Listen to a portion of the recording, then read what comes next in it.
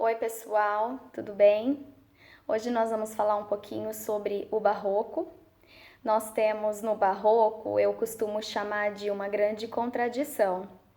É um período interessantíssimo para a gente estudar e eu prometo ser breve.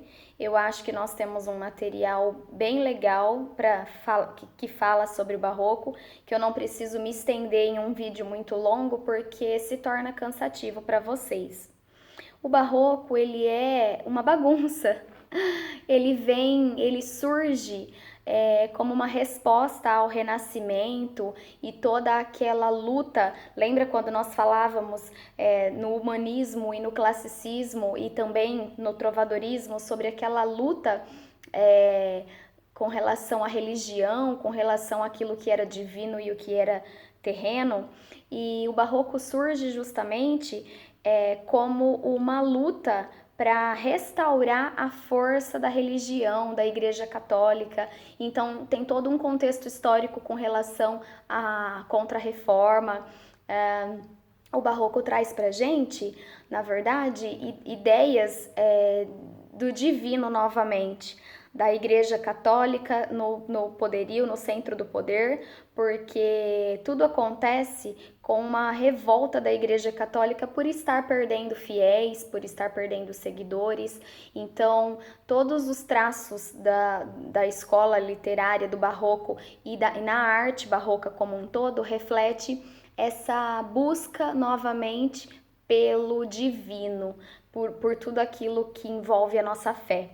Então, nós temos em Portugal um grande nome que é o Padre Antônio Vieira, com os seus sermões. Padre Antônio Vieira traz uma linguagem.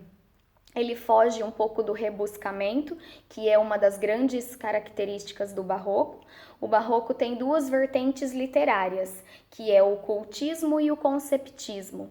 O cultismo traz esse rebuscamento de ideias, um vocabulário rico, muitas e muitas figuras de linguagem. Quando nós falávamos das figuras de linguagem, nós falávamos para vocês que ia chegar o momento de vocês encontrarem as figuras de linguagem nas obras e vocês teriam que diferenciá-las. Tá aí, o Barroco traz inúmeras antíteses, inúmeros paradoxos, porque ele traz o rebuscamento de linguagem, aquela contradição entre o pecado e o divino, entre a nossa fé e aquilo que a gente comete de erros durante a vida. Então, a antítese, o bem e o mal, a alma e a carne, né, corpo e espírito, esse jogo de ideias, isso faz parte do cultismo, que é uma vertente literária do Barroco. E também existe o conceptismo, que é, na verdade, o poder da argumentação. Os autores conceptistas usam mais, abrem mão das palavras rebuscadas, do jogo de palavras que existe no cultismo, para que eles sejam apenas persuasivos, eles façam-se entender,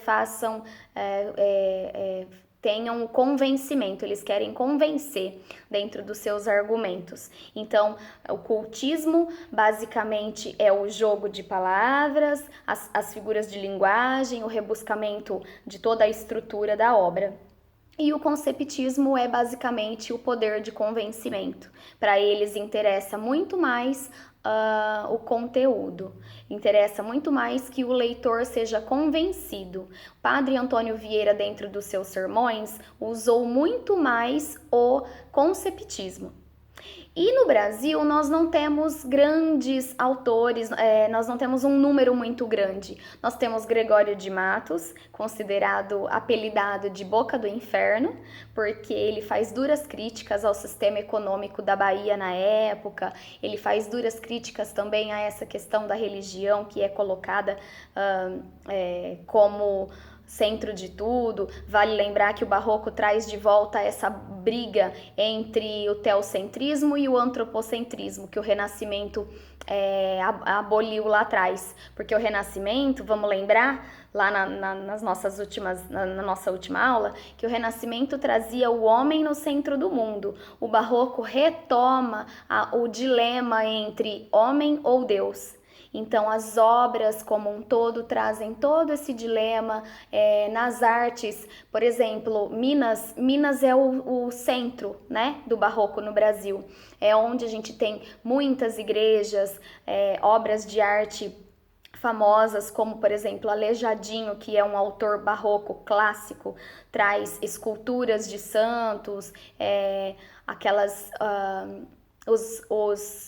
todos os trabalhos que ele tem nas igrejas em Minas, em Ouro Preto. Tem várias cidades de Minas que tem o foco no barroco muito grande, porque existe essa luta religiosa com a luta do pecado e do homem no centro do mundo, que o Renascimento trouxe e o Barroco quis derrubar. Então, basicamente falando, o Barroco é uma quebra de tudo aquilo que o Renascimento havia trazido. Se o Renascimento trouxe uma certa evolução, que é quando a gente deixa de focar somente na religião e em Deus como o centro do mundo e coloca o homem como alguém, um ser pensante e dono do seu destino, o Barroco traz de volta a contradição. E então nós temos basicamente em Portugal Padre Antônio Vieira, os seus sermões, é um dos maiores autores, se não o maior autor barroco. E no Brasil nós temos Gregório de Matos, como o Boca do Inferno, extremamente crítico, extremamente sátiro. E temos Bento Teixeira, que inaugura o Barroco no Brasil com a sua obra Prosopopeia, que também é uma obra falada sobre política, uma crítica política, trata sobre a vida de nobres da época. Então, o Barroco vem como uma bagunça, porque aonde o Renascimento colocou o antropocentrismo no centro, o Barroco vem com o duelo entre teocentrismo e antropocentrismo, com ideias confusas, com muitas figuras de linguagem, com